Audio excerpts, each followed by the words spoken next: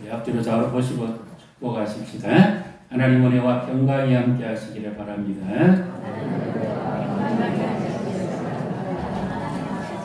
우리 성도님들의 마음은 평안하십니까? 근심이 있으십니까? 마음에 고통이 있습니까? 무엇입니까? 우리는 살아가면서 인생은 고해와 같습니다. 살아가면서 수고와 슬픔, 아픔은 우리 삶에서 떠나갈 수가 없어요. 기쁠 때도 있고 감사할 때도 있고 즐거울 때도 있지만 때로는 참 가슴앓이 할 때가 많습니다. 여러분 어떤 아픔을 겪고 살아가고 계십니까? 오늘 하나님의 말씀을 통해서 하나님의 마음을 만져야 되고 그리고 그 주님을 향한 애정을 우리가 다시 발견하고 그리고 우리가 흘려야 될 눈물의 참된 의미를 우리가 바로 알고 하나님의 임재를 경험하는 복된 예배가 되시기를 주님의 이름으로 축복합니다. 우리 1, 2절을 같이 읽습니다. 내가 그리스도 안에서 참말을 하고 거짓말을 아니하노라. 나에게 그 근심이 있는 것과 마음에 끝이지 않는 고통이 있는 것을 내 양심이 성령 안에서 나와 더불어 증언하노니. 아멘. 자, 어떤 단어가 눈에 띕니까? 사도 바울은 예수 믿는 사람들을 옥에 잡아 넘기고 핍박하고 죽였던 장본인입니다. 핍박자요, 해방자요, 포형자였습니다. 그러다가 그가 어느 날 지금의 시리아 땅이죠. 다메스크 그 부근에 갔다가 빛보다 더 밝은 예수님을 만나서 그가 회개하고 예수님께로 돌이킵니다. 그리고는 예수님의 복음과 예수님을 전하는 일에 그의 일생을 바친 사람입니다. 그런데 그런 사람에게 큰 근심이 있다. 그리고 더 나아가서 그치지 않는 마음의 고통이 있다. 어떻게 생각하십니까? 주를 위해서 한평생을 살았습니다. 오직 예수를 표대로 삼아서 나는 지금까지 뒤에 한 대를 다 잊어버리고 오직 앞에 있는 것만 바라보고 달려간다고 나의 부름의 상을 향해서 달려간다고 했던 사도 바울입니다. 그런데 그가 오늘 어떻게 하나님 말씀에서 표현하고 있지요? 내가 진실로 말한다. 참말을 한다. 거짓말을 하지 않는다. 그리고 그리스도 안에서입니다. 성령 안에서 나와 더불어 증언한다. 아니 그럼 하나님이 아시면 아니 어떻게 그럴 수? 우리가 알기로 사도 바울은 예수님을 만났기 때문에 이 육안이 안질이 있어서 늘 어려운 생활을 했습니다. 그런데 그보다도 더 심각한 고통이 그에게 있었다는 말인가요? 그러면 내부에 불치병이 그에게 있었다는 말입니다. 마음의 큰 근심과 끝이지 않는 고통이라는 것은 도무지 무엇을 말할까요? 하나님이 그러면 바울이 그렇게 일평생 복음을 위해 살았고 또 복음의 현장에서 선교 현장에서 가는 곳마다 씨앗을 뿌려서 영혼이 거듭나고 구원받고 교회까지 세워졌던 이런 놀라운 일을 한 바울이 하나님 앞에 기도했는데 하나님이 들어주시지 않는단 말입니다. 아니 무엇이길래 그렇게 그치지 않는 고통이라고까지 표현할까요? 오늘 우리는 기도 응답이 조금만 더 돼도 마음이 힘듭니다. 근심이 떠나가지 않습니다. 그렇죠? 가족을 위해서 또 자녀를 위해서 또 내 일상을 위해서 삶을 위해서 건강을 위해서 우리는 늘 근심하고 염려합니다. 이 마음에 그치지 않는 근심은 뭡니까? 물질적 고통도 당할 수 있고요. 관계의 어려움도 당할 수도 있습니다. 여러분은 과연 무엇 때문에 큰 근심이 있고 그치지 않는 마음의 고통이 있습니까?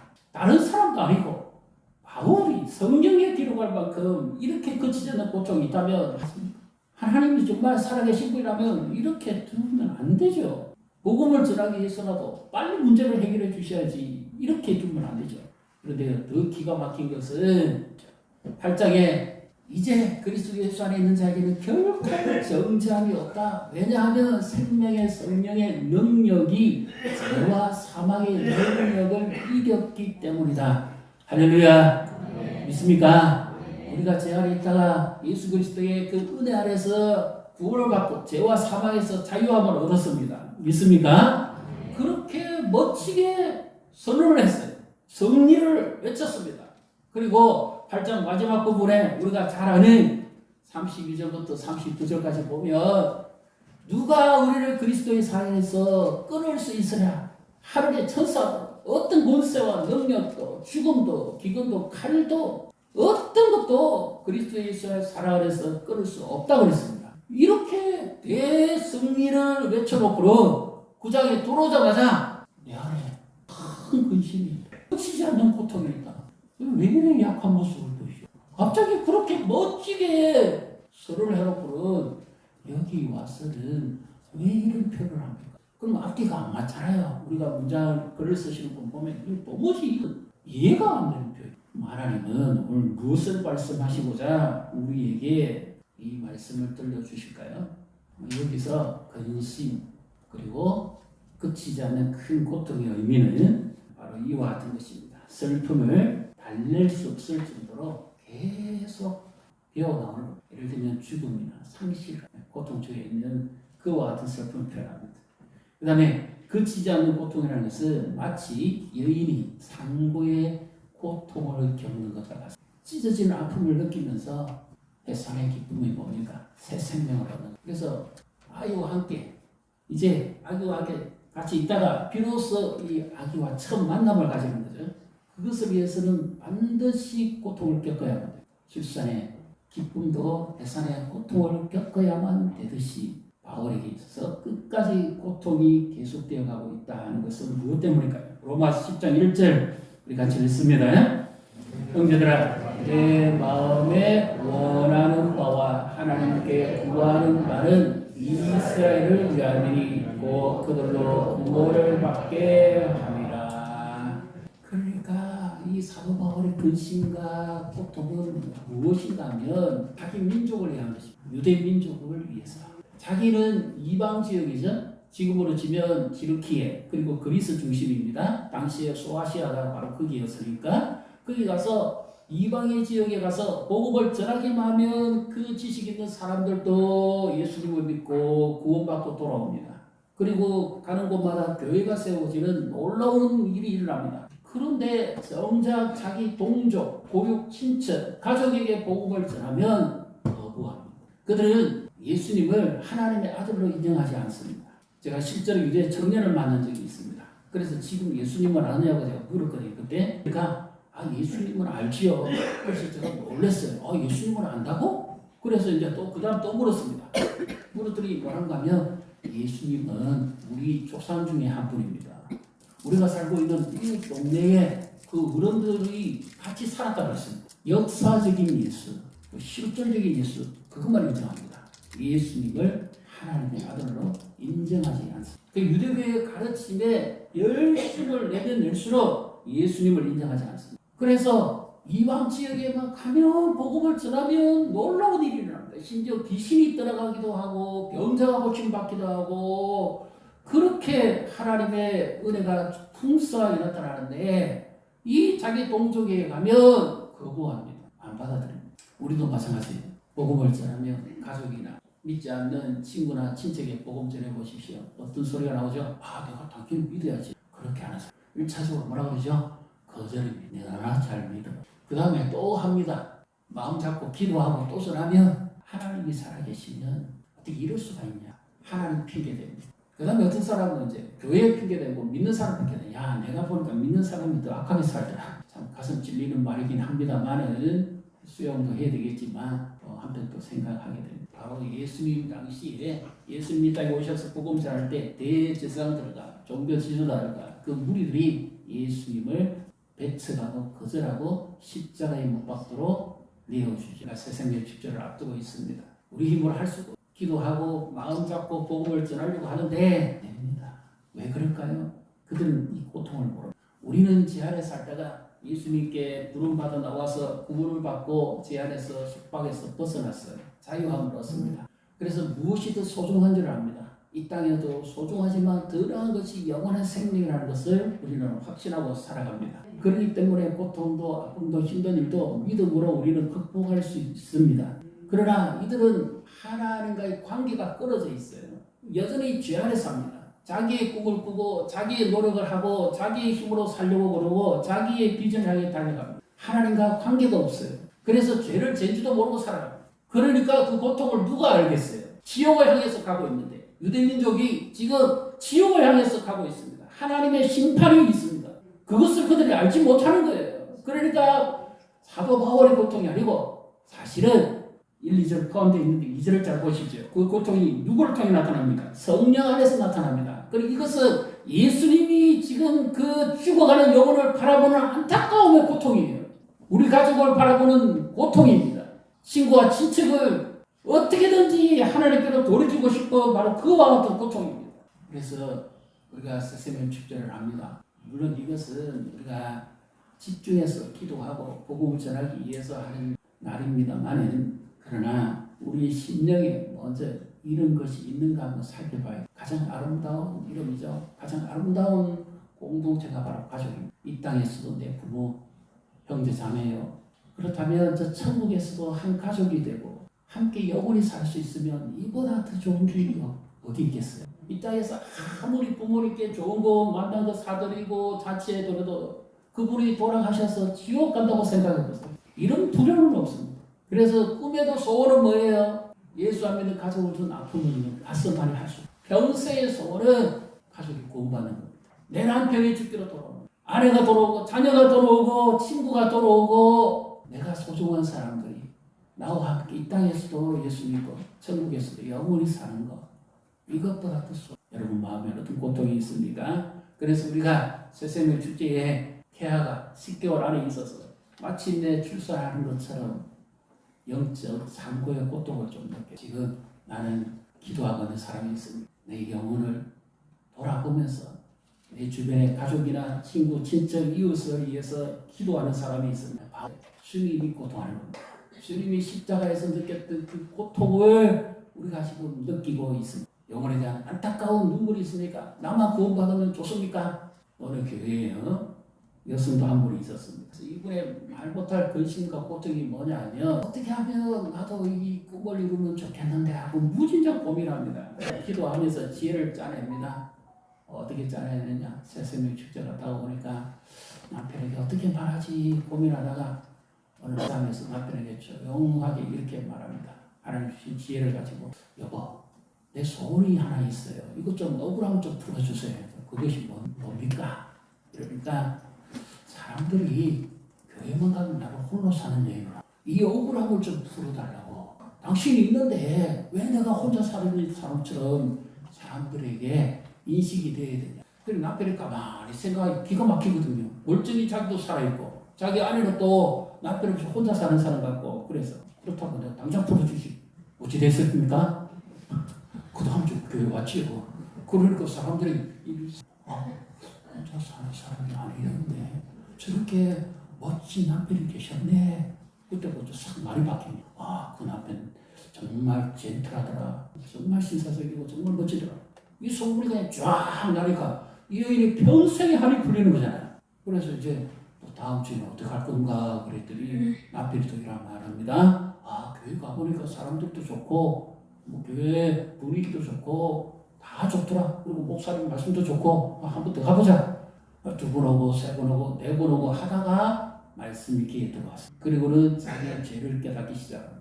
제 심각성을 알았습니다. 도덕적으로 윤리적으로가 아니라 말씀 앞에서 자기를 정직하게 반응하기 시작했습니다. 자기 스스로는 이 죄에서 결코 자유할 수 없다는 것을 깨달았습니다. 그래서 회개합니다. 우리는 아무도 죄에서 자유로운 자가 없어요. 믿고 있는 우리조차도 그렇잖아요. 예수 안 믿는 가족이나 친구나 친척이나 이웃은 죄에 아무런 저항력이 없습니다.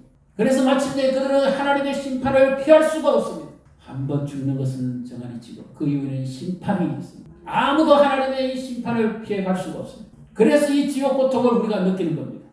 할 수만 있으면 한 사람이라도 주님 앞에 돌아오기를 원하는 거죠. 내 가족을, 내 친척을, 내 이웃을, 내가 사랑하는 지인을 결코 지옥에 보낼 수 없다. 그와 같은 애틋함과 고통입니다. 영혼의 고통입니다. 그래서 큰 근심과 그치지 않는 고통을 가지고 있습니다. 우리 시편 126편 5절 6절을 같이 읽습니다. 눈물을 흘리며 씨를 뿌리는 자는 기쁨으로 거두리로다. 울며 씨를 뿌리러 나가는 자는 반드시 기쁨으로 그 곡식자를 가지고 돌아오리로다. 아멘. 그들이 이 고통을 알지 못하니까 죄의 고통도 알지 못하고 심판의 두려움도 알지 못하고 자기의 삶을 살고 자기의 노력으로 자기의 행복을 꿈꾸며 살아가는 이들을 바라보는 안타까운 심정의 고통이 예수님의 고통이고 오늘 우리의 고통입니다. 그래서 우리는 기도해야 됩니다. 내 사랑하는 가족은 영혼을 불러놓고 기도해야 됩니다. 이름을 불러가며 기도해야 됩니다. 그래서 이 땅에서도 한 가족이요 저 천국에서도 한가족이에요. 이들의 이름이 어린 양의 생명책에 기록되어 지워지지 않도록 기도해야 돼요. 그것보다도 중요한 것이 있겠습니까? 그래서 이번에 우리가 새생명 축제를 합니다. 지난주에는 초청자 명단 카드도 나눠드렸고 오늘은 초청 카드도 드립니다. 지금이 기회입니다. 기도하십시오. 언젠가 하나님께서 그들을 구원하시기를 기뻐하시라면 지금 우리의 기도를 통해서 우리가 복음을 전할 때 주께서 우리 가족 중에 한 명이라도 예수 믿고 돌아온다면 이보다 더 기쁜 일이 어디 있겠습니까? 그래서 우리 기도해야 됩니다. 영혼을 품고 기도해야 됩니다. 그래서 우리의 고통을 보시면 얼마나 또 기뻐하실까요? 그래서 우리가 이름을 불러가며 목장에서, 기관에서, 또 교회학교에서 아기들도 괜찮죠. 예배를 쉬고 있는 사람들도 있을 것이고 어떻게든지 주 앞에 나올 수 있도록 우리가 기도하고 복음을 전하시기를 축복합니다. 그다음에 복음 전파의 소중함을 알 때 큰 근심과 고통의 애정을 가지게 됩니다. 3절을 같이 읽습니다. 나의 형제 고르게 친척을 위하여 내 자신이 저주를 받아 그리스도에게서 끊어질지라도 원하는 바로라. 여기 바라가는 것은 단순한 감정적 표현이 아니에요. 실제로 간절한 소원이라는 뜻입니다. 여러분의 소원은 뭡니까? 무엇을 바라고 있습니까? 그래서 그 놀라운 일은 무슨 말인가 하면 그리스도에게서 끊어진다는 표현을 씁니다. 그리스도에게서 끊어지면 뭐예요? 지옥입니다. 하나님과 관계없이 사는 자와 똑같습니다. 마지막 날에 심판을 피할 수가 없습니다.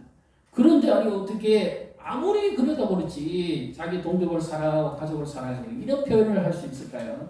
이 표현의 의미가 무엇인지를 생각해 봐야 됩니다. 복음을 전해보면 이거는 예수님께서 우리를 대신해서 흘리신 눈물과 고통을 이해해야만 우리가 알 수 있습니다. 아버지여 저들의 죄를 사하여 주옵소서. 저들은 자기 하는 일을 알지 못합니다. 왜 알지 못해요? 또 가시면서 자기를 조롱하고 십자가에 못 박아라 저주하고 욕하는 사람은 왜 모르시겠어요? 근데 예수님 왜 그들은 자기들이 하는 일을 알지 못한다고 합니까? 제 아래 빠져있는 사람은 하나님을 알 수가 없습니다. 예수님의 사랑을 알 수가 없습니다. 그래서 예수님 마지막 십자가에서 죽어가시면서까지 다 이뤘다고 말씀하실 때까지 예수님은 십자가 위에서 목숨을 건 기도를 하셨습니다. 그 기도 덕분에 강도가 구원받고 그 기도 덕분에 우리가 구원받고 그 기도 덕분에 나라와 민족이 구원받고 열방이 구원받는 줄 믿으시기를 바랍니다. 그래서 다른 사람의 구원을 우리가 생각해 봐야 돼요. 이 복음을 나 혼자만 가지고 있으면 안 됩니다. 이 하나님의 구원의 메시지를 나 혼자 가지고 있으면 히브리서 2장 3절에 보게 되면 복음을 등한히 여기는 자라고 예수님 말씀합니다.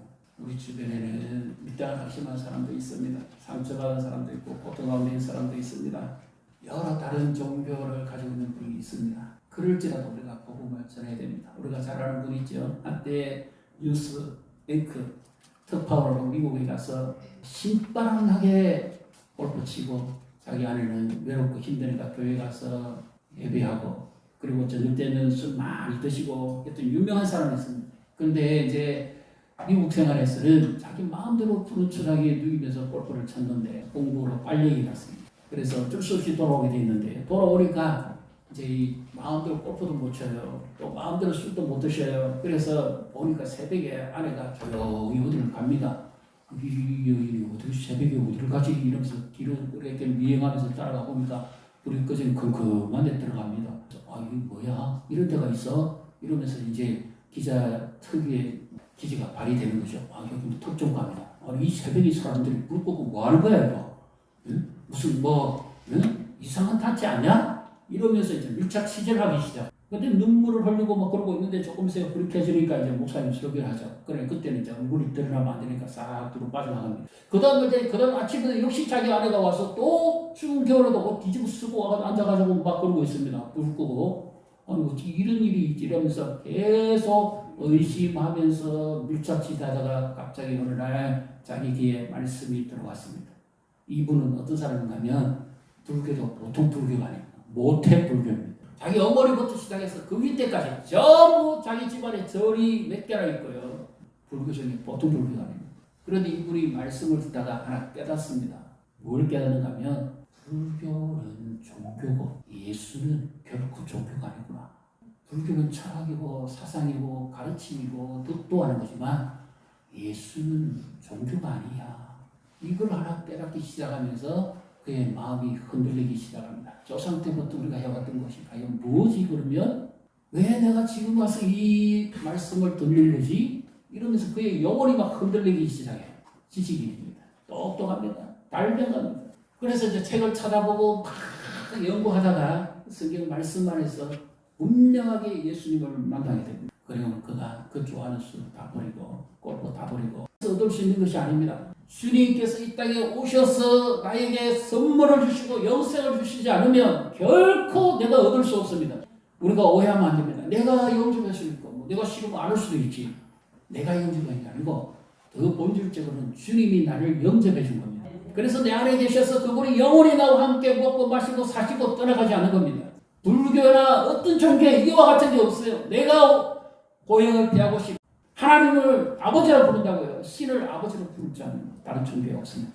두려워서라도 못 부릅니다. 그래서 이 고통을 느끼는 겁니다. 우리 로마서 10장 14절 15절을 같이 읽습니다. 그런데 그들이 믿지 않는 이를 어찌 부르리요? 듣지도 못한 이들을 어찌 믿으리요? 전파하는 자가 없이 어찌 들으리요? 원하심을 받지 아니하였으며 어찌 전파하리요? 기록된 바 아름답도다. 좋은 소식을 전하는 자들의 발이여 함과 같으니라. 아멘. 말하는 자가 없는데 어떻게 듣겠어요? 들려줘야 됩니다. 어느 교회에 두 친구가 있었습니다. 마음이 맞았어요. 여행도 같이 가고 등산도 같이 가고 레저도 같이 하고 맛있는 것도 자주 먹고 좀 집안에 조금 여유가 있습니다. 그래서 막 주중에 그래 보내고 너무 좋았어요. 그런데 이 친구가 또 다른 친구가 그 교회 세상에 죽지 않은데 오라고 했어요. 그래서 가서 뭔 일인지 하고 따라가 줬습니다. 거기서 말씀을 듣다가 자신의 죄를 깨닫고 회개하고 예수님을 만납니다. 그러고 난 다음에 이 친구에게 와서 이렇게 말합니다. 너 정말 내 친구 맞나? 내 친구지. 둘밖에 없는 내 친구지. 왜? 그러니까 네가 정말 나를 친구로 생각했다면 네 그러면 안 되었다. 무슨 말하려고 하는 거예요? 왜 나에게 예수 믿으라는 소리 한 번도 안 했냐? 네가 정말 나를 그렇게 사랑한다면 왜 예수 믿으라는 소리를 한 번도 안 했냐? 내가 지옥 갔으면 어쩔 뻔했는데 맛있는 거 먹고 같이 즐기고 놀고 레저 가고 등산 가는 건 껍데기 아니냐? 껍데기. 영혼이 없는 껍데기잖아. 지옥에 가면 아무 소용없는 거잖아. 그런데 네가 나에게 예수를 안 전했는데 무슨 친구냐고. 우리 주위에는 본질을 놓치고 금만 보고 사실 없습니까? 정말 친구입니까? 정말 소중한 가족입니까? 욕을 먹어도 거절을 당해도 예수님 보십시오. 자신이 죽어서 구원해 주시기 오주셨음에도 불구하고 거절당하고 외면당합니다. 집단적으로 반대를 받습니다. 그럼에도 예수님은 끝까지 참으시고 인내하시고 구원을 이루시고 전하지 않으면 듣지 못합니다. 듣는 이가 없이는 구원받지 못합니다. 그래서 우리가 복음을 전해주고 기도해드립니다. 영적 부흥과 회복을 갈망할 때 이 고통과 근심을 안게 됩니다. 하박국 3장 2절을 우리 같이 읽습니다. 여호와여 주는 주의 일을 이 수년에 부흥하게 하옵소서. 성경에서 부흥은 다시 살린다는 의미입니다. 물론 뭐 요즘 교회에서 쓴다는 숫자적으로 성장, 양적으로 팽장 뭐 이런 것도 일부분 할 수는 있지요. 교회 학교에서 성장, 뭐 교회가 성장, 부흥했다. 얼마든지 그럴 수 있습니다. 말씀을 통해서 일어섰다. 뭐 좋은 소문이 났다. 할 수 있어요. 그러나 본질적인 영혼은 그렇지 않아요. 죽은 것이 살아나는 것이 부흥입니다. 죽은 영혼이 살아나는 것이 부흥입니다. 회복되는 것이 부흥입니다. 이 하박국이라는 호박국이 아닙니다. 하박국입니다. 하박국은 이런 생각을 곧 멸망할 것 같은 위협을 느끼고 있습니다. 그런데 아무도 깨어있지는 못합니다. 그래서 망대에 올라가서 혼자 하나님 앞에 간절하게 기도하고 있습니다. 하나님 이 나라를 버리시겠습니까? 이대로 내버려 두시겠습니까? 어떻게 하시겠습니까? 살려달라고 간절히 부르셨습니다. 그래서 부흥을 외칩니다. 부흥합니다. 지금 우리가 그렇습니다. 하나님의 임재가 상실돼버리고 예배가 중단돼버리고 세상 문화에 빠지고 자기 우상 숭배에 빠져서 살아가는 불쌍한 영혼들을 가슴으로 끌어안고 기도해야 됩니다. 우리나라 민족이 하나님을 거부하고 다른 신을 쓰며 하나님을 진노를 자하게 하는 이 죄에서 용서해달라고 우리가 가슴으로 끌어안아야 돼요. 시편 71편 20절을 같이 읽습니다. 주께서 나를 여러 가지 큰 고난을 보이셨으나 나를 다시 살리시며 땅 깊은 곳에서 다시 끌어올리시리다. 질병에서 해버린다 이것이지만 원의미는 완전히 죽어버린 것을 다시 살려내는 이것이 하나님이 하시던 일입니다. 지금 우리나라를 위해서 기도하셔야 됩니다. 우리 젊은이들은 지금 공영 뉴스 안 봅니다. 우리나라가 완전히 다른 나라예요. 유튜브로 봅니다. 유튜브로 보면 우리나라의 실상을 완전히 알 수 있습니다. 지금 외국에서 우리나라를 걱정합니다. 그래서 가슴으로 끌어안고 이 나라 민족을 위해 지금 기도해야 됩니다. 하나님이 부흥케 해주시기를, 살려주시기를. 세상 문화와 이승과 지식에 매여 살아가는 젊은 세대들이 하나님 앞으로 돌아오기를 지금 우리가 기도해야 됩니다. 세상 탐욕과 명예에 빠져서 하나님 멀리하고 살아가는 그들이 하나님께로 돌아오기를, 말씀을 멀리하고 이성주의자가 되어버린 그들이 하나님께로 돌아오기를. 우리나라는 일제강점기 지나고 6.25 그 어려움 속에서도 하나님이 보호하사 우리나라 만세 믿음을 지켰습니다. 교회가 세워졌습니다. 세계 유례 없는 부흥이 일어났습니다. 그런데 지금은 아니에요. 교회도 어지럽고 교회도 어려움을 당합니다. 우리도 거룩하게 살지 못하고 되게 됩니다. 하나님 나부터 거룩하게 살. 하나님 말씀 앞에서 나부터 돌아가도록 영혼을 가슴으로 끌어안으며 이 나라 민족을 가슴으로 끌어안으며 죽어가는 세대들을 가슴으로 끌어안으며 우리는 기도해야 됩니다. 세상의 길이 아니라 예수의 길을 가며 복음의 길을 가며 사명의 길을 가며 전도자의 삶을 살아가는 우리 모두가 되시기를 주님의 이름으로 축복합니다.